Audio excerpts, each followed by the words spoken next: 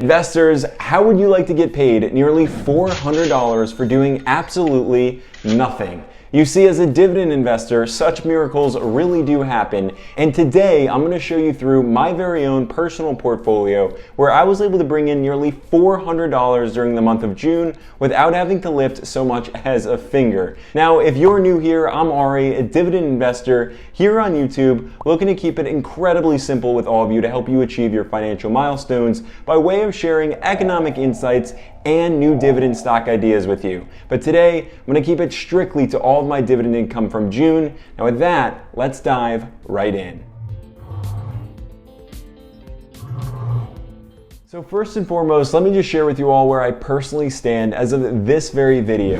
I have $122,308.06 within my Vanguard brokerage account, but that was not always the case. Of course, I had to start from the ground up, and moreover, I remember all the dividend paychecks that ultimately only totaled up to say $3, $5, or $10 a month when I first started this dividend investing journey. However, just a few short years later, here I am with monthly dividend income consistently totaling triple digits and a few dollars shy of $400 in June alone. So if you're out there and you're incredibly worried you won't become the next Warren Buffett by say next Tuesday, well, you're probably right, but you can start and ultimately become a somebody someday. Now, what I want to do here is just run through all of my dividend income with you all from June so you can see exactly what I'm invested in, and I am not just going to sit here and give you all the companies I'm invested in, but my honest thoughts on them in this video, whether they're a buy or even if I'm planning to sell out of these positions. So let's rewind back to the beginning of June where I saw my first dividend paycheck come in from Southern Company, ticker symbol SO, which is one of the largest utility companies in the United States, the second to be more exact, with millions of customers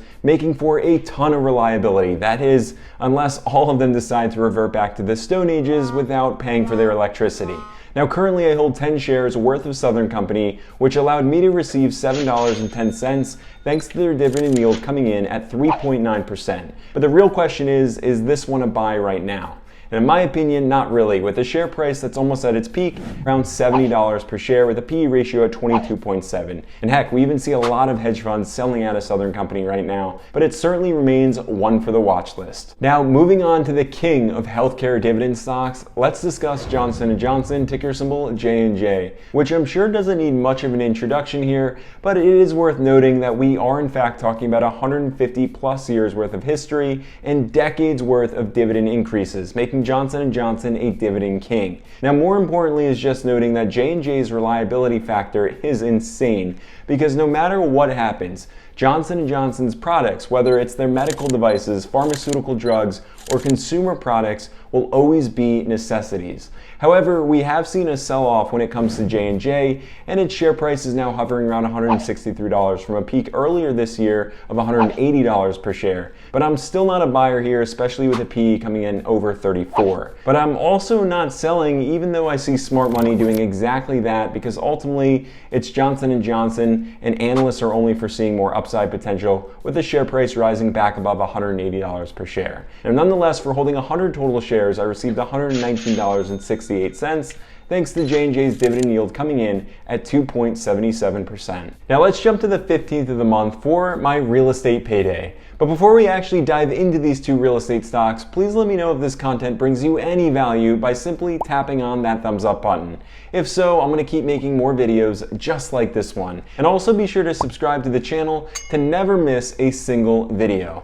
With that, let's talk briefly about Stag Industrial, ticker symbol STAG, which is a real estate investment trust that's focused on industrial properties and primarily warehouses for that matter. It has 561 properties within the portfolio covering 41 states, and so far it's proven itself in 2023, soaring by over 14% with a share price that has climbed to $36 per share. And on top of that, analysts are still foreseeing more upside to come with a share price that's going to climb to $41 per share, which means another 12% worth of upside. But at this time, I'm not looking to buy any more shares of Stag Industrial, and we'll just continue to hold on to my 29 shares, which allowed me to receive $3.66, given the dividend yield is coming in at 4.08%. However, when it comes to Realty Income, ticker symbol O, I am only ever looking to scale this real estate investment trust position, as it's one of the largest net lease solutions REITs within the industry, with over 12,400 commercial properties,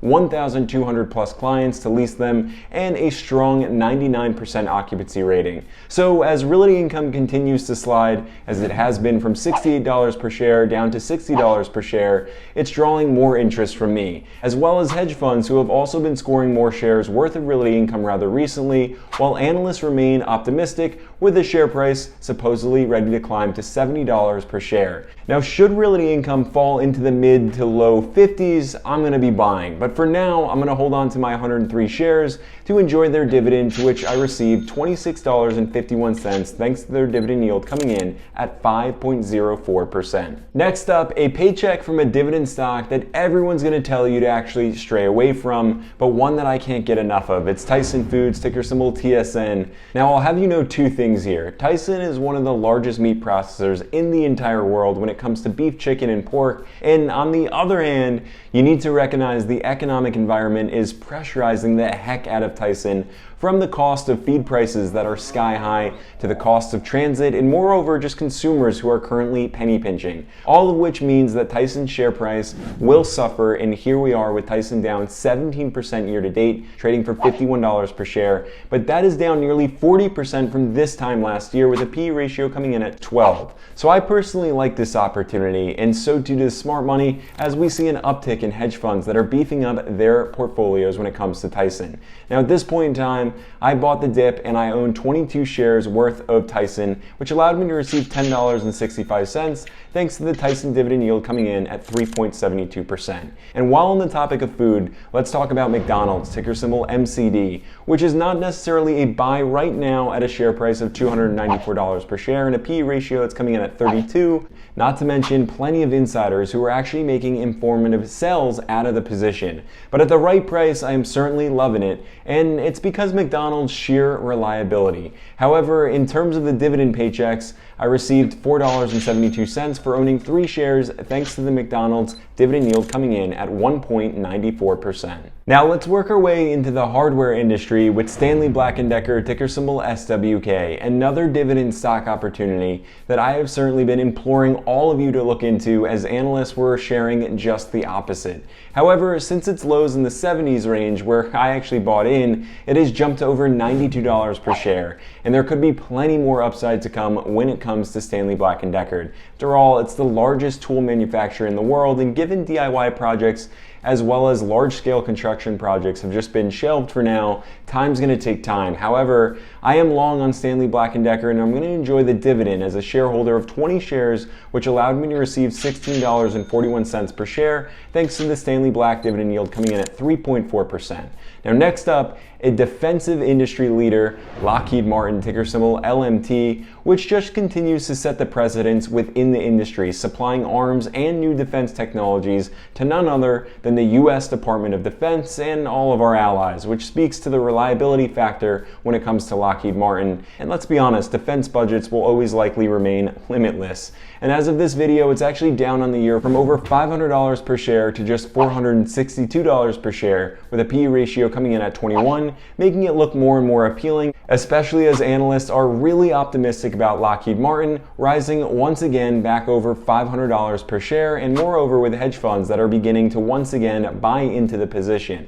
As for me, I hold 5 shares worth of Lockheed, which allowed me to collect $15.61, with that dividend yield of theirs coming in at 2.56%. Coming up on the last day of the month, with just 2 more dividends to go, we're first going to discuss the second largest bank within the United States. That's Bank of America, ticker symbol BAC, which I feel is a great dividend stock within the financial sector to really hone in on right now after all of the banking mayhem and the banking collapses, especially as it's not fully recovered just yet, with a share price that's not even back above $30 per share, and that PE ratio only coming in at 8.6. Now, moreover, analysts are projecting plenty of upside here, over 14% worth of it, with a share price climbing to $33.56 per share, with plenty of hedge funds who are also scoring more shares worth of this leading bank. But as for me, I'm going to sit tight for now with my 36 shares, which allowed me to receive $8 thanks to Bank of America's dividend yield coming in at 3.03%. And last but not least, Devon Energy, ticker symbol DVN,